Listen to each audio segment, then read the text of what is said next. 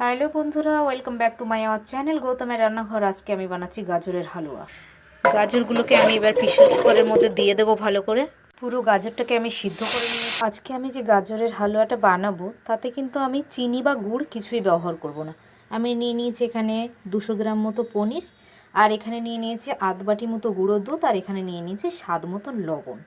এবার তোমরা দেখো আমি কি করে চিনি ছাড়া বা গুড় ছাড়া গাজরের হালুয়া বানাই। কড়াইতে দিয়ে দেবো বড় চামচের 1 চামচ মতো ঘি।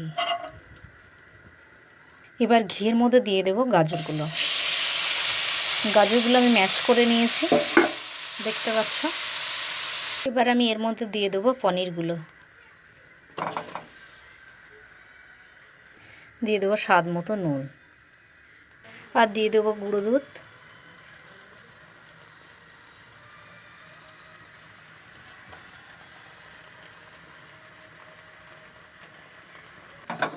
এগুলো হচ্ছে কিশমিশ। এবার এগুলোকে আমি বেটে নেব। গাজর, দুধ আর পনিরটা যখন এরকম হয়ে গেছে, দেখো একদম হয়ে গেছে। এবার এর মধ্যে দিয়ে দেব আমি কিশমিশ বাটাটা। এবার আমি এর মধ্যে দিয়ে দেবো কিশমিশ বাটাটা দিয়ে আমি ভালো করে মিশিয়ে নিয়েছি।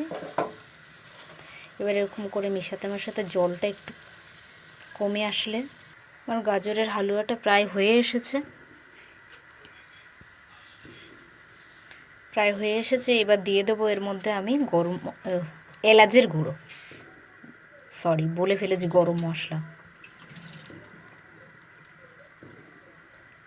দিয়ে এটাকে একটু ভালোভাবে মিশিয়ে নেব।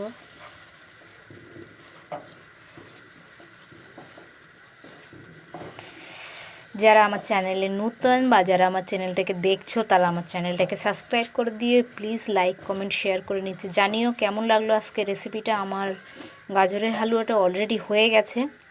বিশেষ করে যাদের ডায়াবেটিস বা সুগার আছে তাদের জন্য কিন্তু এইভাবে হালুয়াটা আপনারা ট্রাই করতেই পারেন, একবার বাড়িতে খেয়ে দেখতে পারেন কেমন লাগে। বাই বন্ধুরা, ভালো থেকো সবাই।